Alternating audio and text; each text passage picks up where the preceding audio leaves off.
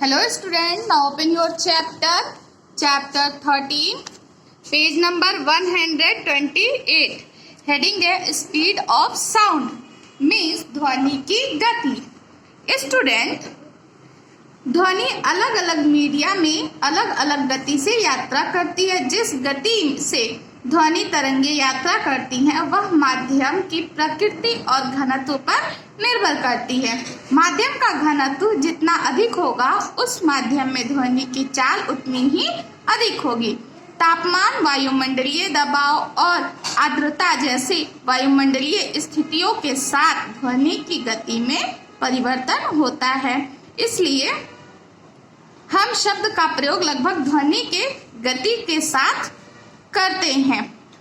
Okay students, ध्वनि किस medium में कितनी स्पीड से चलता है ये इसका टेबल यहाँ पर दिया हुआ है। यहाँ पर देखिए दिया हुआ है मीडियम और स्पीड दिया हुआ है।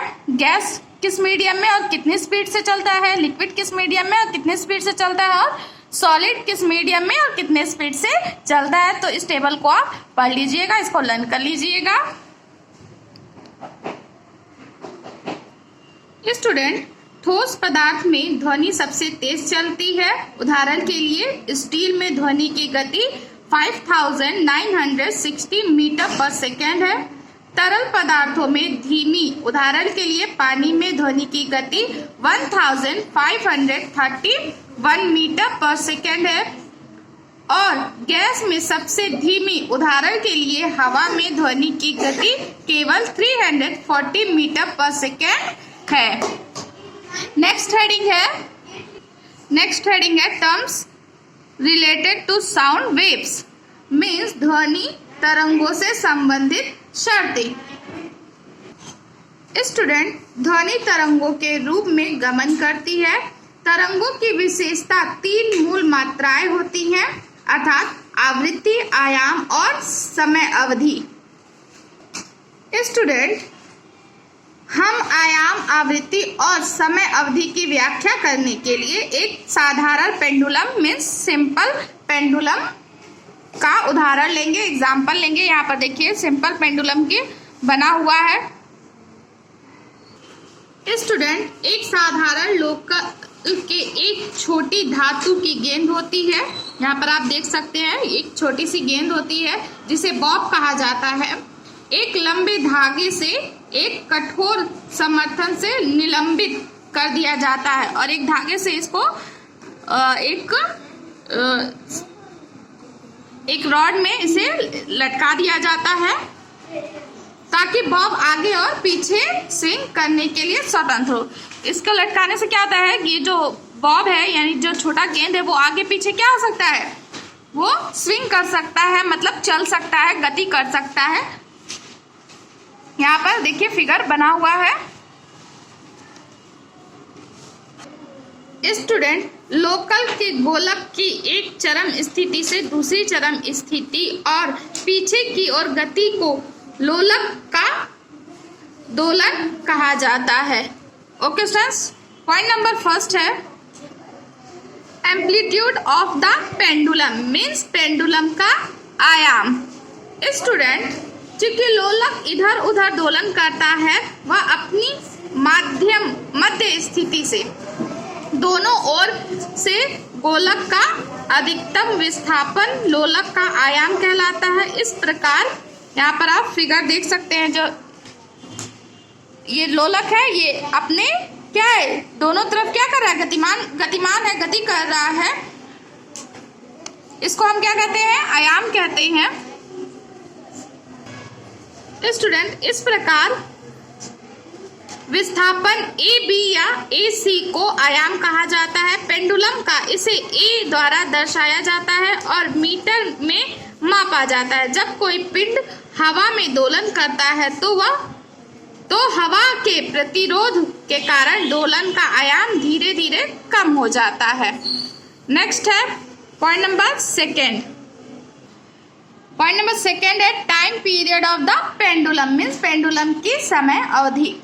स्टूडेंट, लोलक के गोलक द्वारा एक दोलन पूरा करने में लगने वाले समय को लोलक का आवर्तकाल कहते हैं।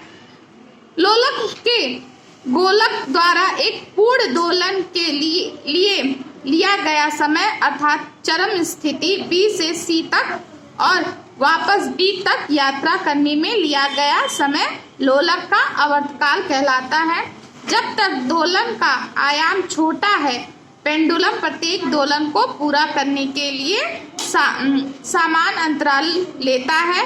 इसे T से दर्शाया जाता है और सेकंडों में मापा जाता है। नेक्स्ट है पॉइंट नंबर 3, फ्रीक्वेंसी मीन्स आवृत्ति। स्टूडेंट, एक सेकेंड में एक साधारण लोलक के पूर्ण दोलनों की संख्या को इसकी आवृत्ति कहते हैं। आवृत्ति की SI इकाई हर्ट्ज है, जिसका नाम जर्मन भौतिक, not on your page number 130, जिसका नाम जर्मन भौतिक विज्ञानी हेनरिक आर हर्ट्ज के सम्मान में रखा गया है। इसे N या F से दर्शाया जाता है। एक हर्ट्ज प्रति सेकंड दोलन की कुल संख्या के बराबर है। मीन्स F इक्वल 1/T होता है। जब एक साधारण लोलक एक सेकंड में 4 दोलन करता है तो उसकी आवृत्ति 4 हर्ट्ज होगी। नेक्स्ट हेडिंग है कैरेक्टरिस्टिक्स ऑफ साउंड मीन्स ध्वनि की विशेषता। स्टूडेंट, ध्वनि की विशेषताएं फर्स्ट है पिच, सेकंड है जोर और C है गुणवत्ता। ध्वनि की 2 मुख्य विशेषताएं पिच और जोर है, जो क्रमशः तरंग की आवृत्ति और आयाम द्वारा निर्धारित की जाती है। पॉइंट नंबर फर्स्ट है पिच। स्टूडेंट, पिच ध्वनि की विशेषता है जिसके द्वारा आप एक तीखी ध्वनि को एक गंभीर कर्कश ध्वनि से अलग कर सकते हैं, भले ही 2 ध्वनियों में समान जोर हो। पिच एक व्यक्तिपरक माप है, हालांकि ध्वनि की पिच कंपन की आकृति पर निर्भर करती है, जैसा कि आप यहाँ पर फिगर में देख सकते हैं। स्टूडेंट, कम आवृत्ति से कंपन करने वाली वस्तु द्वारा उत्पन्न ध्वनि की पिच कम होती है और ध्वनि को गंभीर या सपाट ध्वनि कहा जाता है।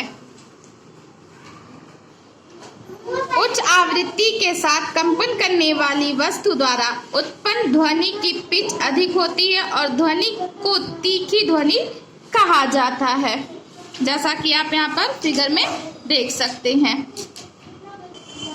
स्टूडेंट, इस प्रकार ध्वनि की आवृत्ति जितनी अधिक होगी उसकी पिच उतनी ही अधिक होगी और इसके विपरीत उदाहरण के लिए यहाँ पर देखिए दिया हुआ है, पॉइंट में दिया हुआ है। पॉइंट नंबर फर्स्ट है पुरुषों की आवाज की तुलना में बच्चों और महिलाओं की आवाज तीखी होती है। इसका कारण यह है कि बच्चों और महिलाओं के पास छोटे वोकल्स कार्ड होते हैं जो उच्च आवृत्ति के साथ कंपन करते हैं, जिससे उच्च स्वर वाली तीखी आवाज उत्पन्न होती है। पुरुषों के पास बड़े मुखर तार होते हैं जो कम आवृत्ति के साथ कम गति वाली या सपाट ध्वनि उत्पन्न करने के लिए कंपन करते हैं। पॉइंट नंबर सेकंड है स्टूडेंट, पॉइंट नंबर सेकंड में है मधुमक्खी और मच्छर के पंख उच्च आवृत्ति के साथ कंपन करते हैं, इसलिए उनके द्वारा उत्पन्न ध्वनि तीखी और उच्च स्वर वाली होती है। पॉइंट नंबर थर्ड है जब तबले की खाल या गिटार की डोरियों को कड़ा किया जाता है तो वे ढीली होने की तुलना में उच्च स्वर की आवाज निकालते हैं। पॉइंट नंबर 4 है बांसुरी में वायु के कंपित स्तंभ के ध्वनि उत्पन्न होती है। एक बांसुरी के छिद्रों को बंद करके कंपन की आवृत्ति को बदल दिया जाता है, जिससे कंपन वायु के स्तंभ की लंबाई बदल जाती है और जब बांसुरी के अधिक छेद बंद कर दिए जाते हैं तो निचली पिच का एक नोट उत्पन्न होता है। जब बांसुरी के कम छेद बंद हो जाते हैं तो उच्च पिच का एक नोट उत्पन्न होता है। यहाँ पर एक्टिविटी 5 दी हुई है, आप यहाँ पर पढ़ लीजिएगा इसे। Okay students, tomorrow will be continue. Thank you.